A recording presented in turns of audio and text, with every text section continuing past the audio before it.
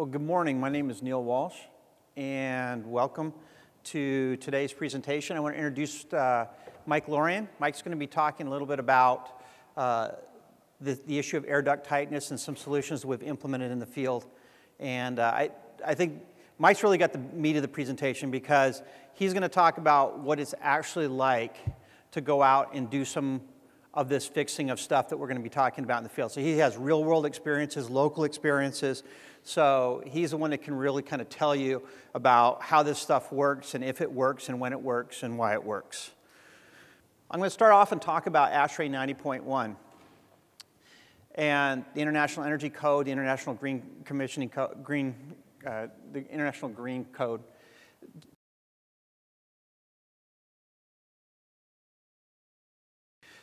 So what is relevant is the duct design manual in the ASHRAE handbook is in the process of being redone. About every 3 years they introduce the handbooks. And this time, when they relaunch the handbook, they're going to have a significantly re-edited and reformatted portion of the book when it comes to duct design. And that's going to be important because it's really been over a decade since there's been any sort of significant change to that document. My belief is what's going to happen is that what you can see from the graphic is that we're going to continue as an industry for standard building construction. We're going to continue to focus on testing ductwork that's primarily what we call high pressure ductwork, right? 3 inches and above. But I think what you're going to see is a trend towards testing more and more of the ductwork. In fact, I think what you're going to find is that there's going to be a movement towards not only just testing a portion of the ductwork, but testing more of the ductwork if it doesn't pass, and then getting very quickly to the point where if you're working on a project and the contractor can't get this right after 1 or 2 attempts, we're just going to test the whole building, okay? And I think what you're seeing is that that's kind of sort of a reaction to this idea that for many decades in our industry, we've had a situation where somebody could test and retest and retest and retest a section of ductwork for 4, 5, 6, and 7 times, finally get it right, and then the whole building was deemed to pass. Now, do we really believe that the entire building is airtight if it took somebody 7 times to get one section of ductwork to pass? No. So I think this is kind of sort of a reaction to that. Now, ASHRAE 189, how many of you people are familiar with kind of a working knowledge of ASHRAE 189? Right, so the high performance or high building code. Okay, so at the ASHRAE Winter Convention this year, ASHRAE went out with a standard change. They went out for public review. In the standard change, probably the biggest thing that was relevant for this group was the fact that now they're recommending testing ductwork down to 2 inches of water column. Okay, why do you think that that was something that ASHRAE was recommending for high-performing buildings? Any guesses? Why 2 inches? Why to go from 3 to 2 inches? Well, what the committee said is that we're going to go down to 3 because we're seeing less and less high-pressure stuff, right? Especially when you think about high-efficiency products, we want to be at a lower pressure. And so basically, this is a reaction to the fact that there's a long-term trend in our industry towards lower pressure air duct systems. And so that's out for public review. Very quickly, it's going to be approved. And so if you're working on LEED buildings, if you're working on high-performing buildings, now what you're going to see is you're going to be testing air handling systems down to much lower levels than you have been in the past. And that's going to be that's going to be effective almost immediately. Let's talk a little bit about California Title 24. Who's kind of Title 24? Anybody from California? A couple people, right? So you're familiar with the standard. What the California Title 24 folks have said is that they are interested in doing more duct leakage testing. They understand that it's an issue. They have really believed that this is something that's going to be a trend for the future. And so what you're going to see in the state of California is that they're going to start requiring more testing. Now, there's 3 ways they can basically do this. The first thing is they just can make it code. You have to have tighter leakage ducts. They can mandate a maximum leakage rate, and everybody has to meet that. Or they can incentivize people for doing the right thing. And you can see from the second and third bullet point, there's various ways they can do it. Either they can give people money for doing the right thing, or they can give them points that they can do the right thing and then offset some of the other things that they might not want to do. So that's coming along. And we know that as California goes, eventually so goes a lot of the country. So if you're kind of looking at this going, okay, well, who cares? I don't live in California. The reality is that as what's going to happen is that in all likelihood, this will then begin to migrate, the process of migrating across the United States. So what you're going to see, again, is a trend at a state level in the building codes. Over the next couple years, there's going to be a trend towards testing more and more of ducts and getting commercial air ducts to be tighter and tighter. So finally, this is a graphic that talks about what is happening in Europe. So you can see on the left-hand side, what we're doing here is showing, as the pressure builds, what's the allowable leakage rate. And you can see that there's red lines and green lines. The red lines have a letter associated with them, and the green lines have a number associated with them. We in this room are very familiar with those green lines, right? I can come and point these out. This is duct leakage class 48 and 24 and 12 and 6 and 3. Those are numbers that are very familiar to us because those are numbers that we're used to dealing with. The red lines, the ones with the letter, those are European standards. Those are not letters that we're probably a little bit less familiar with. But there's two things that I want to point out to you. You can see that the red lines and the green lines roughly match up, right? There's 4 green lines and 4 red lines. Without being too overly complicated about it, the red line matches the green line. So their version of duct leakage class 3 is D. Their version of a 6 is C, and so on and so forth. So immediately what you can see right now is what? There's a big difference, right? So the first takeaway is that in Europe, all things equal, the allowable leakage level is a lot less than it is in the United States. The second thing that you can take away from is the first bullet point. In Europe, they test ductwork down to very low levels. Even stuff that's operating at less than an inch of water column has to be tested. Now, interestingly enough, they only test 10% of the ductwork. So we're used to testing 10, 25% of the ductwork. They only test 10% of the ductwork. But again, what we're beginning to see in some of the codes, they do as well. If you test, you just don't get to retest. You get to double down on your bet. And if you don't get that, you very quickly go to 100%. So with all of this in mind, I just want to kind of summarize up this section and basically say, okay, there's 3 things that we can expect as a group that are going to happen in the next 3 to 5 years. First of all, as you can see, there's going to be less allowable leakage. If you're having trouble getting to where you need to get to today, it's only going to get worse. The second thing is that we as a group are going to be testing a lot more ductwork. So what you're going to be seeing is we're going to be seeing that. I think what you're going to start to see is low and medium pressure duct testing. The science supports the idea that if you don't test it, you end up with very leaky ductwork. The science supports the fact that there's a significant amount of energy waste, enough to justify the testing. So all of this should be good news for us, right? This is work for us.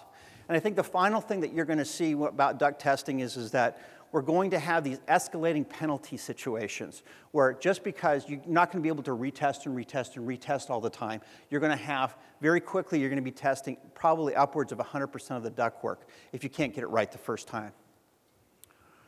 So, why do people care? Why do building scientists care about this stuff? I'm just going to take a minute and just kind of walk through kind of the basics of what happens in a commercial property. Now, we're not talking about residential property. We're talking about commercial property. And we're talking about larger systems, traditionally systems where all of the ductwork is inside the thermal envelope. I give presentations all over the country, and it's very common for people to say, does it really matter?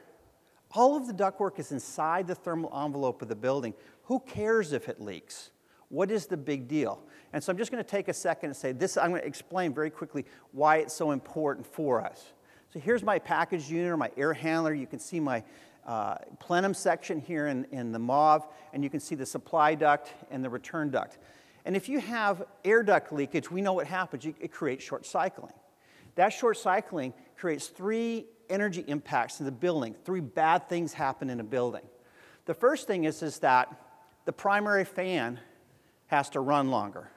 We know from ASHRAE that 20 to 60% of your HVAC operating cost is just running the fans in these built-up systems. 20 to 60% is just running the fans. And if you have to run the fan too long to overcome duct leakage, that's a big energy impact to your building. The second thing that happens is that where all the VFDs, where all the drives, they're either in the supply or the return plenum. So the longer you run that fan, the more heat you generate, the more cooling load you create. And then finally, we're bringing in fresh air, right? We're bringing in that outdoor air. The longer we run the supply fan, guess what?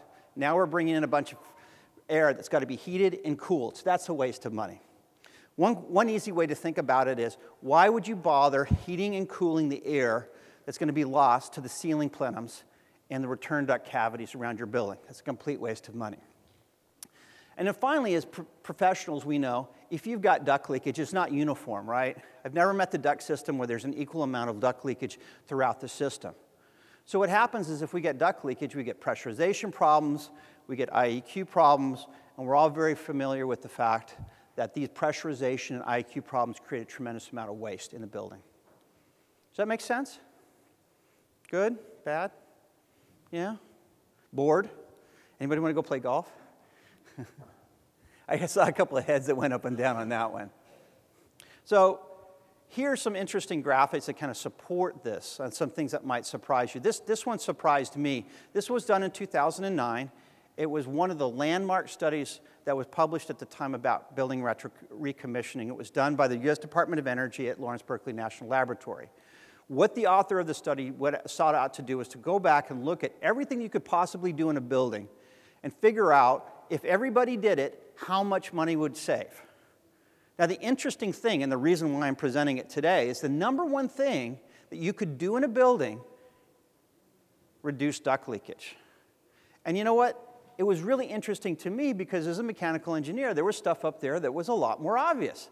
Turn the lights off when you leave. Turn the HVAC system off when you leave. And yet, at the end of the day, the authors of the study said, duct leakage trumps all of that, and it trumps it in spades. Here's another interesting graphic. So the Federal Energy Management Program. How many of us work in the federal arena, have federal projects? Got a couple hands. So you might be familiar with this. The Federal Energy Management Program is designed to help people that work in federal facilities understand energy savings opportunities. They create what is called a technology deployment matrix. In the technology deployment matrix, you can go to energy.gov and look this up yourself. And what they do is they rank order all of the things, hundreds of things you could do in a building. And they break them up by category: shell things, lighting things, plumbing things, HVAC things. This is just a snippet of the top 4 things that you could do according to the Department of Energy to save money in a building. And according to them, using aerosol duct sealants to seal up the ducts is the number 3 thing.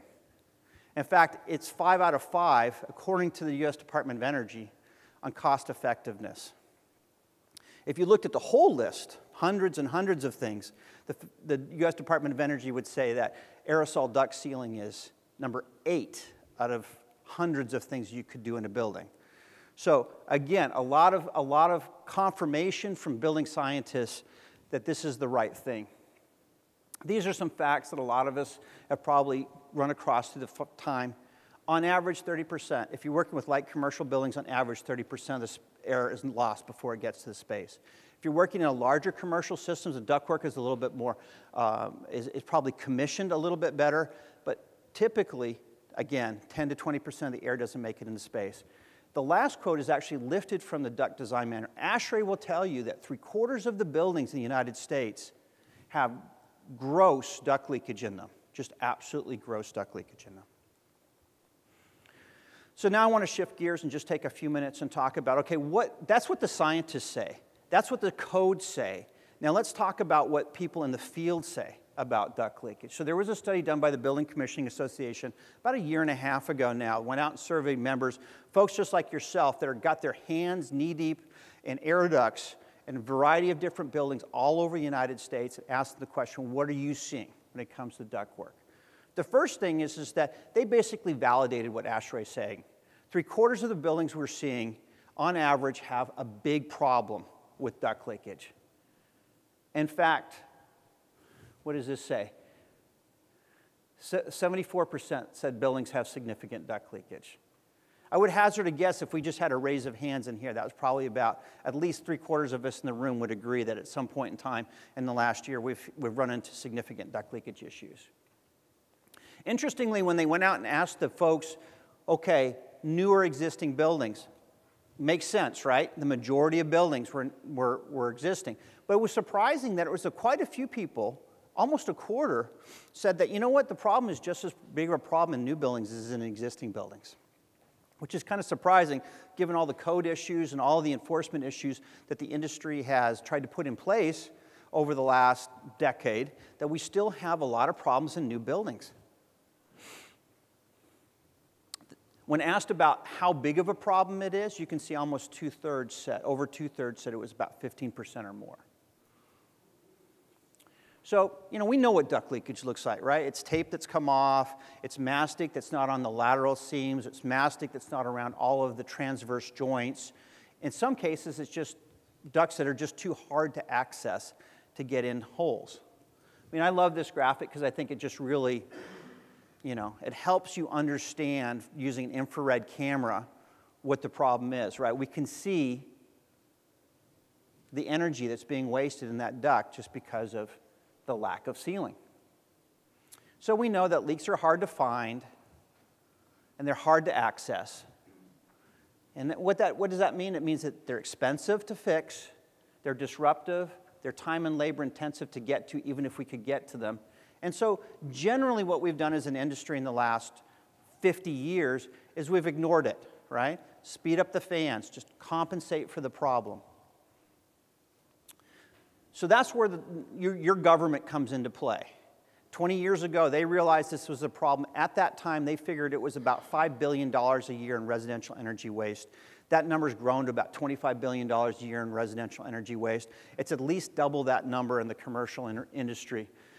And so their idea was if they could come up with a system that would seal the entire duct system, would last the duration of the building, it would ensure that there was a simple, cost-effective payback for doing it, the material they wanted to use was non-toxic, then we could begin to shift the needle on this pervasive problem that existing buildings have duct leakage and there's no really good cost-effective way to get at them.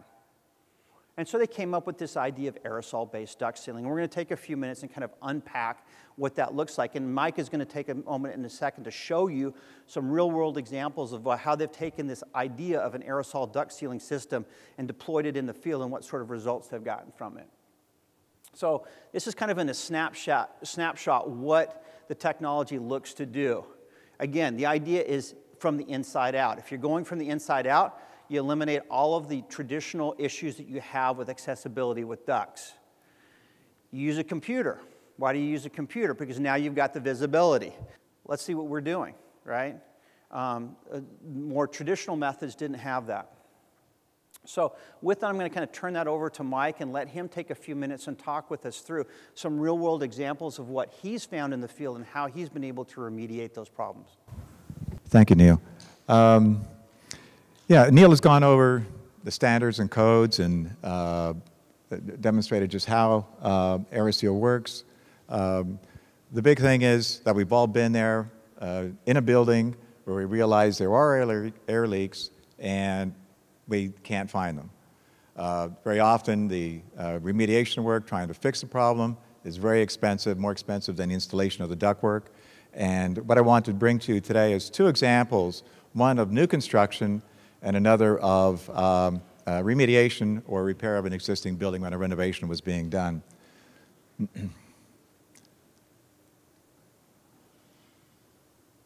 Yeah, the first building is new construction, high-end luxury condominiums in Miami, located just north of downtown Miami.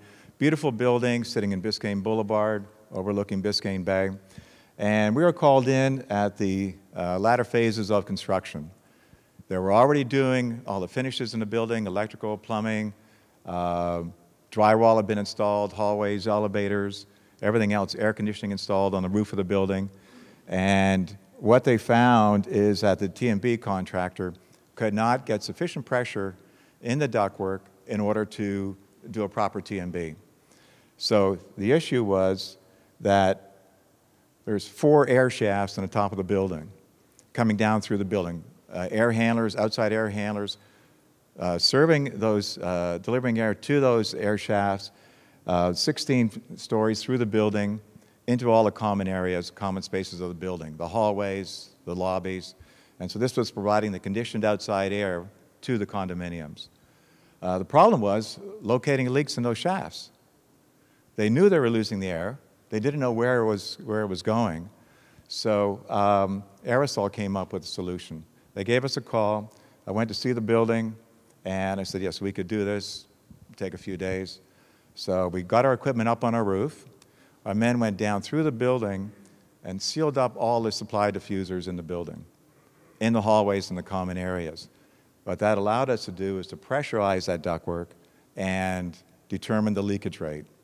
So we did this for each of the shafts individually, systematically going through, blocking up all the supply diffusers, pressurizing that ductwork, introducing the sealant, the aerosol to the ductwork, and sealing up leaks in that shaft, in each of those shafts. So once we went through it all, we found that they were, what we do before sealing any of the ductwork is that we do a pretest, determine the leakage rate. And we found that they were losing almost 1,500 CFM. That's cubic feet per minute, almost 4 tons of air conditioning every minute was just being blown out into that building. So they're looking at tremendous cost in just losing energy, but also trying to find out where that air was coming from. That would have required going down through the building, cutting through walls, eliminating a lot of drywall, ceilings, tracing down these leaks. The ductwork was the air was being delivered through the shafts, into the ductwork, into each of the hallways. So leaks were all the way along through the building, right to the diffuser. We used a closed cell dense foam to plug up. We remove the diffuser, use a high density closed cell foam to plug up the ductwork, and that allowed us to pressurize the ductwork and find out where those leaks were. So Aeroseal was a real simple solution. Rather than going through weeks of construction, demolition, and repair work to locate the leaks and fix them in a traditional way, we were able to do the whole job in 2 days. And the T&B company was able to go back in, determine their T&B, and get things balanced in the building. So there's no demolition. We didn't disrupt anything else in the building. Other finished work was being done. We didn't have to run all over the building trying to fix things. So Aeroseal provided a great solution. What we did for each of the shafts was provide a pre-test and a post-sealing document. This is what's provided with every sealing event that we do, where we're able to determine the leakage rate, the size of the hole that leakage rate represents, and validate that the ductwork system had been sealed and was sealed to this level. The other project I want to talk to you about is a renovation at the University of Miami. This is the Cox Science Building, and they were doing a renovation in all their science labs. The issue they were having is that the fume hoods were not exhausting air sufficiently to meet standards, to meet code. And what we found out when we got to the building is that there were 9 ventilation fans on the roof of the building, 20 fume hoods throughout the building, and nobody in the university knew which fume hood was connected to which exhaust fan. So we went through each individual system, removing the fan, setting up the Aeroseal system to pressurize that ductwork. We pressurized the ductwork.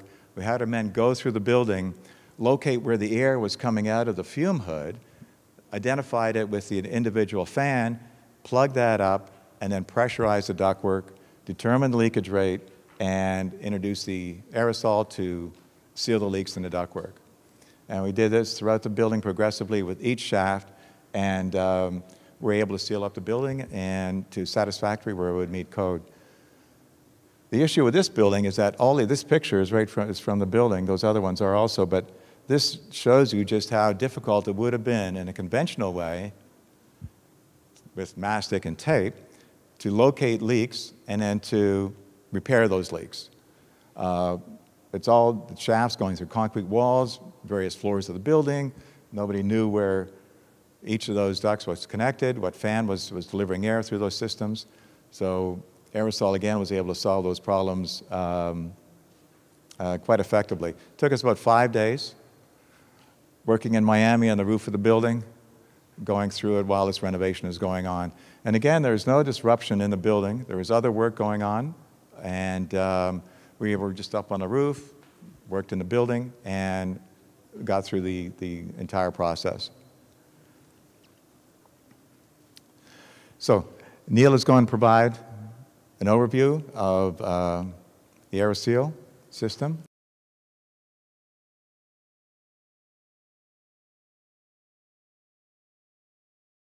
So as Mike indicated before, these are the steps in the process. It's relatively simple because it mirrors a duct air leakage test.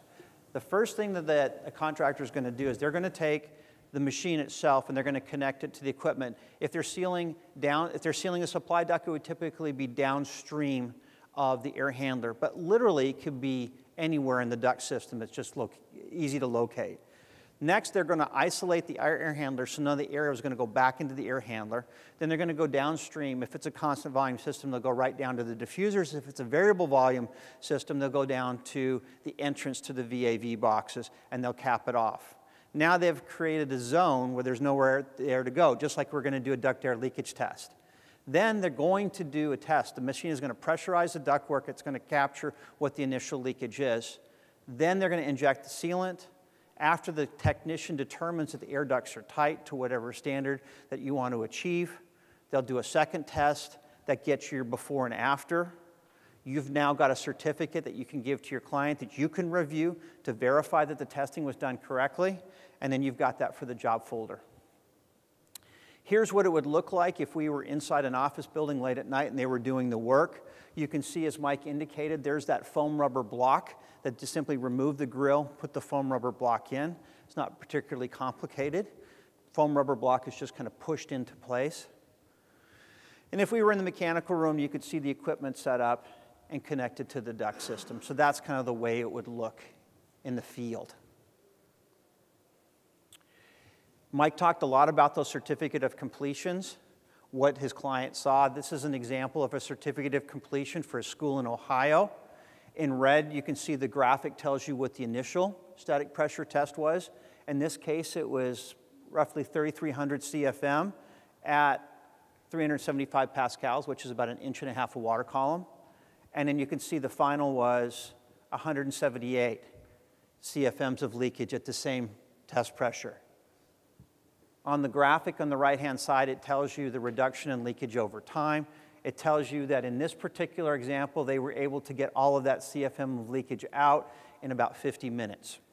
And that's a pretty typical example. Some specific technical questions. It's going to seal gaps up to 5/8 of an inch wide, or a seam that's 5/8 of an inch wide that's come apart. As we said before, typically duct cleaning is not required, but if you do have examples where there is a lot of deposition, as Mike indicated on the duct walls, you are going to need to get it cleaned. As we talked about before, it's the material itself, this vinyl acetate polymer, is extremely sticky. It'll basically stick to anything that we're using to transfer air through a duct, including line duct work, flexible duct, and even things like masonry duct. You don't remove the coils. You'd isolate the coils, you isolate the pressure controls. You wouldn't necessarily have to take out things like balance dampers. So in wrapping up, we've got tighter energy standards that are coming. It's going to require more testing. It's going to require testing of higher pressure and lower pressure systems. It's going to require greater portions of ductwork to be tested. We know today 75% of existing buildings don't conform. That number's improved over the last 10 years, but there's still industry professionals are saying it's very common to get into brand new buildings and have them not balanced correctly. And duct leakage is a low-hanging fruit. I mean, this is a great way to be able to go in to a client solve a known problem with them, and be able to do it using this technology. And it's cost effective and it's efficient.